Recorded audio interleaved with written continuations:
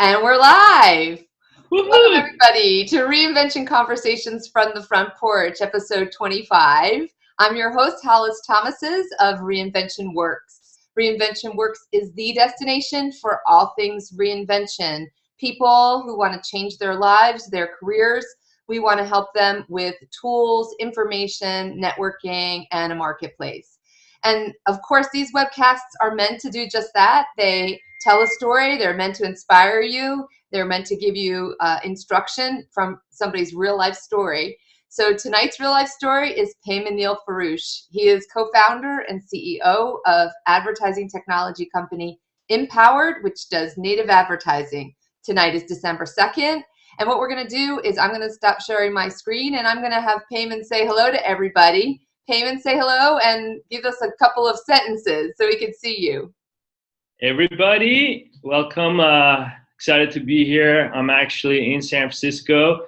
It is gotten kind of cold here, so I'm guessing if you're joining from the East Coast, your temperatures might be just as low as ours. Wow. Are you in the 50s?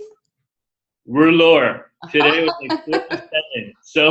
Oh my goodness. Well, we beat you, but it's cold and miserable, rainy. So, you don't have that, do you? We don't have that. And if you come to Napa, where I got this fine glass of champagne. Hold up the bottle. Let's see it. What's your bottle? Show everybody your bottle and the label. There you go. So what are you indulging yourself with? It's Napa's finest. It's a Mum Napa. Mum Napa. All right. And I'm drinking a Riesling cabinet from Germany, or maybe it's Austria. It's very sweet. It's Weingut Einzeln. Who knows? You're much fancier than I am. Cheers. Oh no, you're drinking bubbly. So Peyman, what we're going to do is we're going to have you tell your reinvention story to our audience, starting from whatever point you think your reinvention story begins. And I'm going to give you about 5 minutes and I'm going to time you. So if you hear me starting to cut you off, you've reached your time limit. And then we'll go into the questions. So why don't you tell everybody the story of your reinvention? So, I think we talked about this. I might be one of your most unusual guests. My reinvention probably started from when I was born in a very different country in Iran, which happens to be in the news for all the wrong reasons.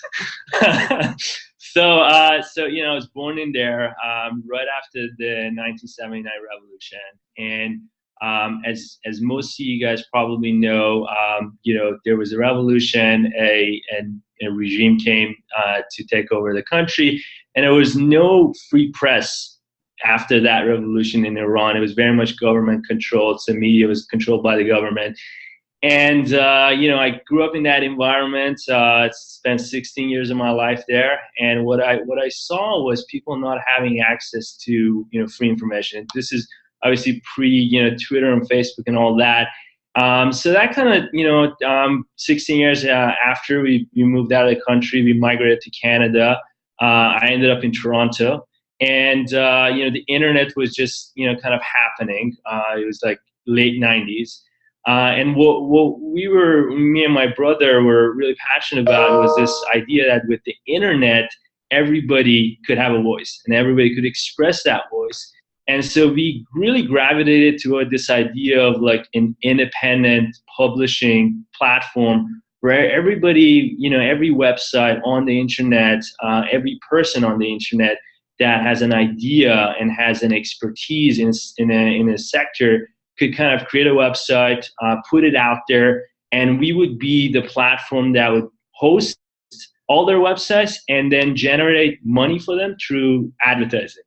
And so this is like early 2000, internet advertising is super new, and our idea of monetizing the websites was banner advertising.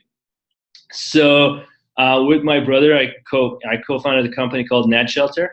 And NetShelter's core mission was helping independent publishers in every sector build and grow their audience and become almost their own media company. And again, this is, it's hard sometimes to think of the world prior to Facebook and Twitter when each of us didn't have a platform to express our voice. So we had to actually like provide web hosting for these websites. And when you think about that, you think how far we've come, but also the advertising world was super new. So right after the internet kind of the dot-com crash happened, we realized that the only way for us to stay in business is if internet advertising picks up, and it finally picked up in like 2004, 2005. We ended up building a super successful business, raised over $26 million in venture capital money, moved the company from Toronto to San Francisco in 2009, and NetShelter was acquired by Ziff Davis, which is a digital publishing company, in 2013. And with the knowledge of that journey, what my brother and I learned is, consumers online hate banner advertising. They just hate it. Wait, Peyman, did it take you 10 years to figure that out?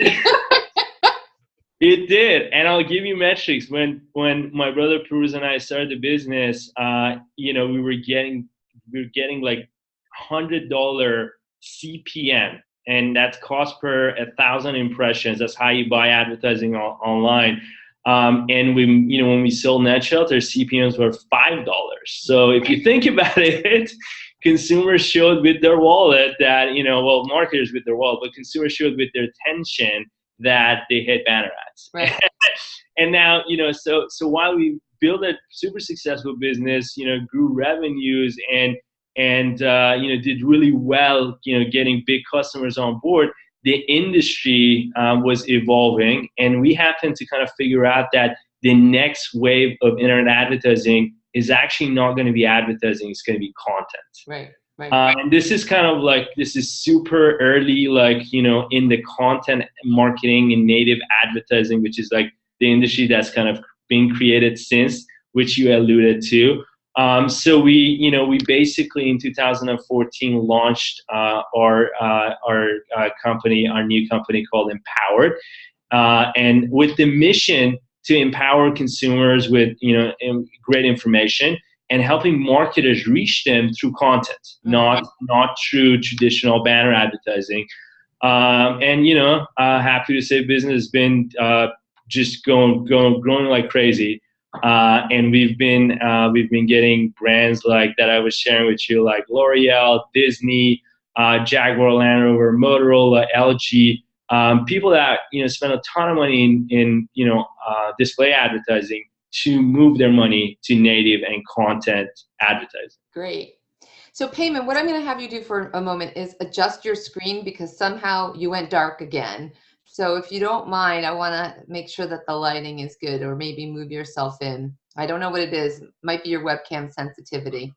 Just keep playing around with it a bit. There you go. All right, we got you back.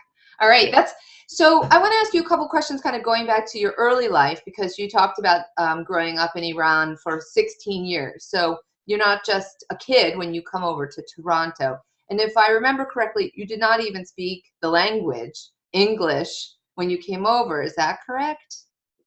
I spoke a little bit of English. I actually had a teacher in Iran, and learned that. But when I came to Canada, I had this this is kind of embarrassing, but I had this a motivation for learning the language. I was 16, and like any 16 boy in high school, I figured the only way I can talk to girls is if I can actually learn the language. That's a good motivating factor, though. So I'm like, I really need to learn this thing quickly, and I just literally made that the focus, and was able to do that in like 6 months. So that wasn't too bad. Pretty impressive. You said, you must have had your eye on a special girl now. That's right. So how do you go from immigrant, English learning, girl chasing boy to tech mogul? How did you learn the thing that you ended up doing? Was it you saw the opportunity and learned by the seat of your pants, or did you have some sort of background or education like in computer science or programming or what? So I did computer engineering for my university at University of Toronto. And day one, walking to class, the one thing that kept going to my head is I know like the 1,000 people that are here, and I think that every one of them could actually program better than I can. So I literally, I'm like, I just don't see myself ever like, being the best programmer in the world. But I love building stuff. I really love building stuff. And that's really why I went to engineering. And so I just kept on thinking like, can I build something that's meaningful? And just growing up, and I don't come from a wealthy family. We were in Purida. We were sort of a middle class. My dad is a computer engineer. Mom did accounting, and so I just knew that that I need to also support myself, right? So those two ideas of like, can I build something meaningful that could actually make a living? Was sort of like the first steps into thinking about, well, what could that be? And so I have a brother that's 5 years younger than me, and so he literally one day, and this is right before Christmas, in the holidays, in '99, came to me and said, "Hey, look, I'm one of the guys. He was like 14, he was writing HTML code and creating websites, and he came to me and he's like, dude, like, look, there's like a business here. Like, there's so many other guys and gals like me creating awesome websites, and they need to make money to keep the website going. And the way to do that is through digital advertising, this banner ads back then." And I swear to you, I looked at him and I'm like, what, does anybody pay attention to these? It didn't really matter. Right. So that was if somebody was buying it, that's all that mattered. It really was the start of like, oh wow, like there's a real like opportunity here. And then from there on, it was just like combining that with both of our passions in like creating an independent platform for publishers, right? So they could express their voice. That kind of became like that. Like we wanted to change the world in that manner. We saw a world where literally every reporter, every journalist in every category is truly independent. And so ultimately, with Twitter, Facebook, and YouTube, that happened. Right. We were a small part of that. We did that for tech publishers. Yeah. But I feel like there was that sort of the initial passion for creating something that we kind of dreamed about, and it started becoming a reality as we kind of hit just different milestones. And like, so the first milestone was, can this actually make a living for us? And granted, I didn't have family back then, so I could live life much less expensive. But I feel like that was the first milestone, and then from there on, it was just like, well, you have a much bigger vision, you're trying to fulfill it, so you're out there trying to raise money with venture capitalists, and you're like, what is venture capital? So it's like the constant learning of what is it and how do you succeed is what kept on driving us. So a couple of things. The first is, you and your brother are really a dynamic duo. I mean, I'm interviewing you, but he's integral to both of your companies. That's right. Do you think that you could have done this without him? Absolutely not. You should ask him that. You mean the reverse question? I mean, is the visionary, and in terms of like the product vision, the entire like, how do we evolve this thing? And we are in very much complementary, sort of a yin and yang. He's very pragmatic, and he like, if you give him the biggest problem in the world, he would break it down to the smallest components. Got it. And then he would want to go and solve it right now. So did you both have childhood aspirations to be entrepreneurs? I mean, was it the entrepreneurial bug that bit you, or was it this mutual passion about empowering people through free communication, essentially? I would say the first sort of the entrepreneurship, that was kind of a bug that was put inside us. by our parents. My dad, he was an entrepreneur. He kind of created the first computer company, if you will, in Iran back in the days. He got his education outside of the country in England, and then in the U.S. in Memphis, Tennessee, and got his master's in computer engineering.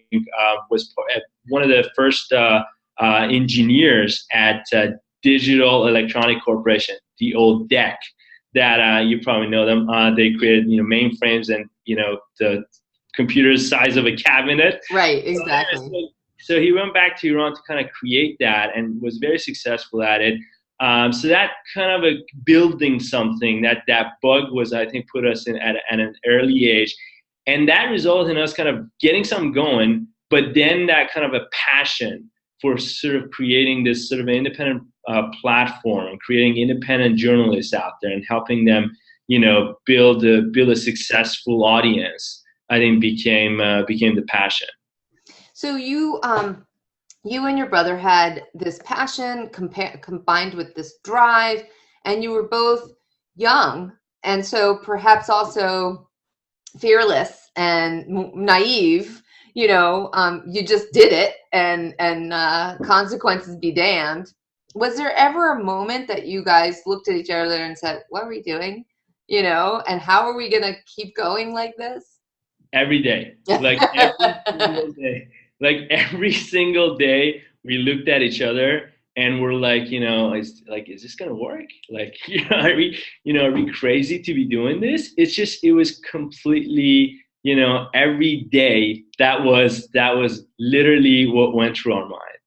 And early days, like I kid you not when I tell you, like, the biggest roller coaster ride ever, right? So like there was days where you think that this is just not gonna last. And there's a day that you wake up and there's a competitor out there that's like, they seem to be doing exactly what you're doing. And the next day you win this massive, like, new customer, right? And so it's like, you go, and I'm sure every entrepreneur that you talk to, I'm sure they all tell you this. It's so real, right? It's right. So real that sometimes it becomes completely unbearing. Right. And I think it's really important to have that support system around you, whether it's your parents, your wife, your friends, to kind of bring a sense of reality to your life, and keep you going. Right. So, you had your brother, so you kind of had somebody right there by your side from day one, and then you're talking about these other support systems. And then I'm going to fast forward to, you sold your first company, and presumably, you didn't do too shabbily. So why do it again? Because we still had some to prove. I mean, that it really comes down to that.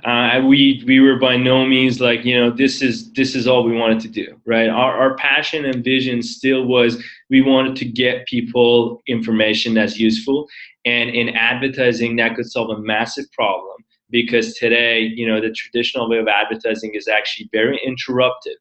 Right, and that's really why there's a consumer backlash, why people are kind of talking about implementing ad blockers, and it's really why this whole kind of area of native advertising, social advertising, just ads that are not disruptive and they're actually informative and useful, has been growing. And so we saw this vision, and we thought about, like, what the possibilities are, and we just got excited about it and wanted to do it. We didn't want to take a break. We just wanted to go for it. Yeah, just for everybody's benefit who might watch this, who doesn't understand all these ad tech lingo that we use. Right now I'm interviewing you, and you're not paying me and I'm not paying you. But native advertising could exist in something like this, because either somebody is paying for something, and it's all content. So you're still watching an interview, but if Peyman's company had paid me, I'd be talking about his company along the lines, and you gracious viewer would be still getting the benefit of this interview, but in the midst of it all and woven into it would be this story about his business, and a little bit more about the business than perhaps himself. But that's how native advertising works. It's essentially content that is woven together with advertising to be seamless. and to be less obvious to the consumer and enjoyable by the consumer. Right.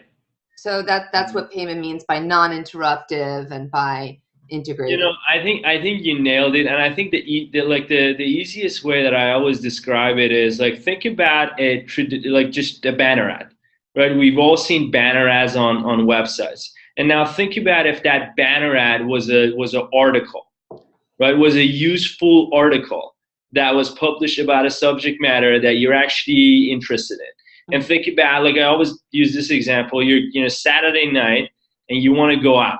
And all of a sudden you read this article about this like local jazz artist that's going to be performing at this like local club.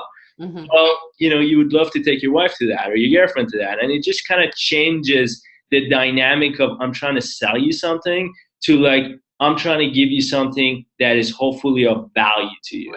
Right. That's a good point. So let's go back to sort of the reinvention process.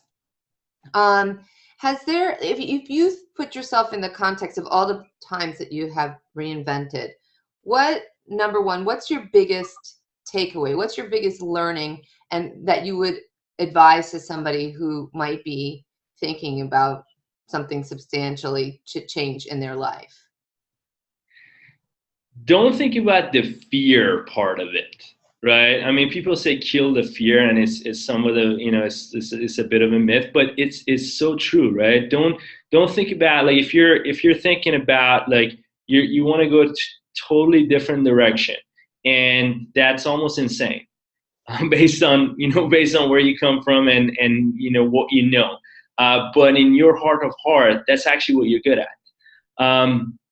Follow that instinct, right? And support it with real, like, how do you get there, right? Have a plan, have goals, right? Don't just go and say, hey, I'm going to get there. Well, you're not going to get there if you don't have a plan, and if you don't have a way of actually following that plan and keeping yourself accountable. Which kind of brings me to the second thing, which is have other people around you keep you accountable. So whoever that is, if it's your co-founder and you have a co-founder, do that, right? Make sure you guys are keeping each other's feet to the fire. If it's like, you don't have that and it's just your relative, your parent, your husband, your wife, just make sure that constantly somebody's holding your feet to the fire and making sure that you're actually following through with all the stuff that you talked about. Because, talk is cheap, but actually doing something is very real. And that every day that you wake up and you're like, oh, I just gotta get up out of bed and I gotta go and like do this thing all over again and send like 20 emails and maybe nobody's gonna respond to me and call up a bunch of people who are gonna hang up on me. It requires that everyday drive of belief that you truly believe in this and it's going to succeed, and other people holding you accountable that you're actually doing it. And what's been the most challenging part of reinventing? Letting go of whatever you were doing beforehand, right? I mean, so it's like if you're an engineer, right? Like I actually love writing like programs, like programming. I loved it. Right? I don't think it was the best program in the world, but I love doing it. And, I don't get to do that anymore. Right? So if you think about that, I'm sure there's whatever you're doing, there's something that you like about it, whether it's just seeing your coworkers or like, maybe there's the good perks or whatever it is, but, you might love that about your job. But at the end of the day, it's a job. It's not something that you see yourself doing and changing something and making something meaningful out of your life. And, birthdays are a good reminder of that, right? Don't you ever get that? I'm getting, I'm not in my 20s anymore. And recently, every birthday I kind of think about it. I'm like, am I really where I want to be at this stage? Like, am I really achieving? And I still have that, like, no, like, I'm not happy where I am. Like, I think that, I think I've done okay, right? But I don't feel like, hey, this is all I can be, right? And I feel like that's really important because, it is driven from within you. And that really does need to keep you going. So how, can you imagine your own self without that in you? Can you imagine how would you ignite it in yourself if you didn't have it? Because there are people I don't think who have as much burning drive as you have. I think circumstances in life, I think their frustration. Everybody gets frustrated at something, right? I think that's actually good. I mean, getting angry, getting mad, getting frustrated, and just feeling like, this just I don't like this. I'm not, I really don't like going to work, right? It could be as simple as that, and you can turn that around and say, well, what if I woke up every day and I loved going to work? What if that actually became all I wanted to do? Right? And I don't want to sound like a workaholic, but really, I mean, if you truly find something that you really love doing, then it doesn't become, work. It becomes what you really want to do. So I think that drive could actually get created out of like just pure like just I'm disappointed and I'm frustrated, and you can Right. truly turn it around. Right. Like reaching the wall or reaching the Yeah, limit or like it's rock bottom, and I mean, how low can we go, right?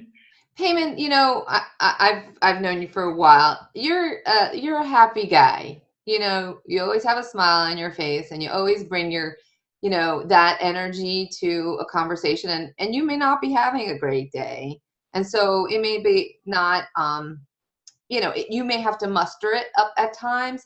And I'm kind of wondering if your early days in a country where you were repressed has an impact on that. And if you contextualize that at all now, like it's not as bad as, do you ever find that?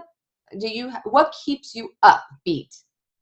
Okay, so I did have a happy childhood, right? I really did. It was fantastic, right? I just that part is real, but I do think that what you're saying in terms of like on a day-to-day basis, right? We all have our challenges, and there's a lot of bad news. I mean, in business, in when you're building a company, there's just a lot of bad news, right?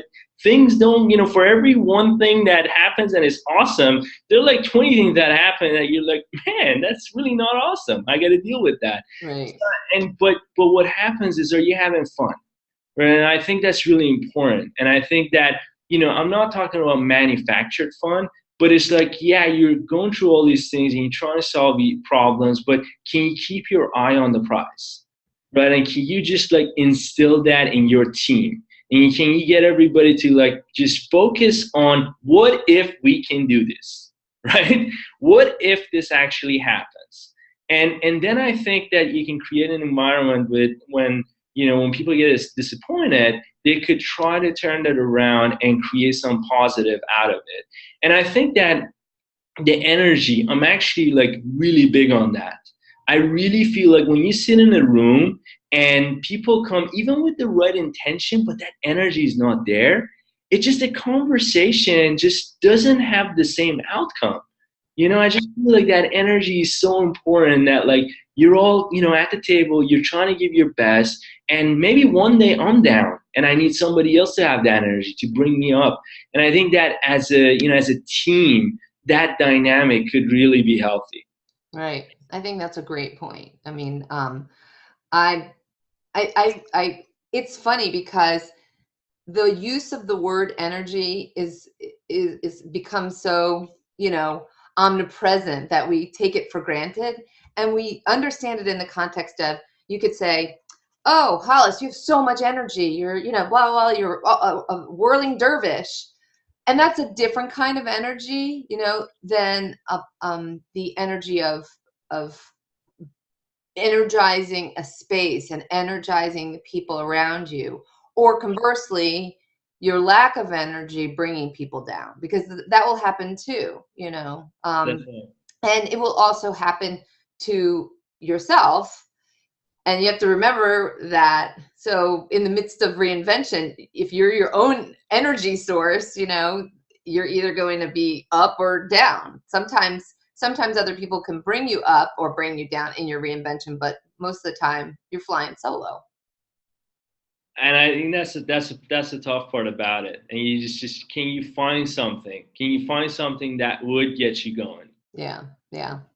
So here we are. We're a little past the top of the hour, and I figured this is a good place to break and see if anybody has any questions.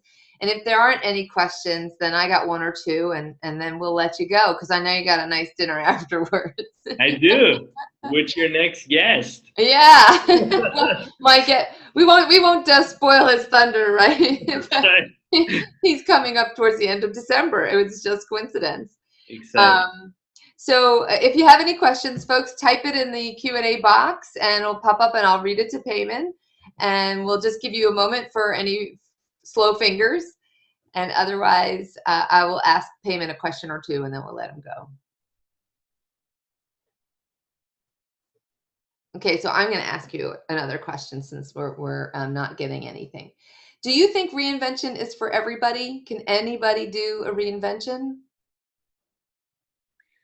I think that's right. I might be an optimist in this, but I do believe, I really, in my heart of heart, believe that every person in the world, no matter how rough things could be and how much, how far apart they are from where they would be, they could, that could change so quickly. And I've seen the examples in my lifetime with many people that you thought like, just they're past their prime. And I've seen them reinvent at ages that you wouldn't believe. And I think that, because I've seen it, I believe it. And I think that at the end of the day, it's just really about the individual and what they believe. And I really, here's the thing, even in hiring, people ask me like, how do you hire a great, head of sales? How do you hire a great marketing person? And I always say it's so much about the person's resume and what they've done as it is about where they are in their career. Mm-hmm. So you can catch somebody that's done some amazing things, people that on paper you're like, they're unbelievable. But, when they come on board, they've kind of done it. And it's just that's not there. Like that drive is not, you're not catching them at the right time. So I bring that up because I feel like, reinvention has no, sex or gender or age or time or location. It's really about, you just coming to this term with yourself that you say, look, I think there's some greater here. And I'm just going to go for it. And I feel it internally, and I just want to go for it. Peyman, you're going to get a bunch of 50, 60-year-olds applying for jobs at your company now. Love that. Embrace it, right? That's right. I love that. And by the way, we have just a very diverse group in age, in sex, in ethnicities. Believe in that wholeheartedly. That when you have a diverse group of people, your ideas just get better. I really believe in that. I've seen it. Yeah, absolutely. There was a great story about a 90-year-old woman who pitched herself to the CEO of IDEO and got a job there. Yeah. Yep. So, well, I think we're going to call it a wrap. So what we're going to do is I'm going to share my screen again and take people over to the second screen here, and we can talk a little bit more about you and how to get a hold of you. So this is Peyman's contact information. Anybody who is interested in contacting Peyman, you can reach him on Twitter at the Peyman. And Peyman, do you have anything, because what you do is so business to business, I'm not sure that you have anything specific that you want to sort of shout out to the audience about the company, but now's your chance. I give it to you now. So let me give you the floor. I think advertising is something that could drive businesses. And I think that there's a lot of, it's come a long way. So banner advertising was the way of the past. And content marketing, native advertising, creating useful content to get, new customers is much more effective. So if you know of anybody that's looking to do advertising, whether it's a big brand or it's a innovative company, give us a shout. I think it would be a huge opportunity for you to, get new customers by being actually helpful to them. Excellent. Thank you. So everybody who's here, if you want to watch the next set of webcasts, you can find out who's coming up by going to reinventionworks.com/webcasts. You can also follow us on Twitter. We are Reinvention Work, that's singular. Next week, we're going to try something special because I'm going to be speaking at an event in Philadelphia for the National Association of Professional Women. So we are going to try live streaming that on Periscope. How you like that, Peyman? We're going to see how that love goes. that. And then in 2 weeks, I'm very excited because we're going to have one of the founding members of the Manhattan Transfer, which was a jazz group, a recording group. Erin Dickens is her name, and she's still both a professional jazz singer and a culinary expert. So she comes in your home, she sings for you, and she cooks for you, and she has a line of spices. Talk about reinventing. Yeah. If you want to mention us, you can use the hashtag ReinventionWorks. Please tell your friends, and everybody have a great evening. And I will see you, Peyman, around. Oh, one last thing. It's new. I want to tell everybody to go to Mega Reinvention 2016. If you are thinking about reinventing in 2016, megareinvention2016.com is the place to get all of that. It's the whole month of January, more than 20 sessions, all different subject matter experts, many of whom will speak to the stuff that Peyman just talked about, the whole process of how you get your energy, how you find your passion, how you do this. And it's all instructive. It's going to be great, live, all virtual, but you have to go and learn more about it. So go to megareinvention2016.com. So that's a wrap for tonight. Peyman, have a great one. I'll talk to you later.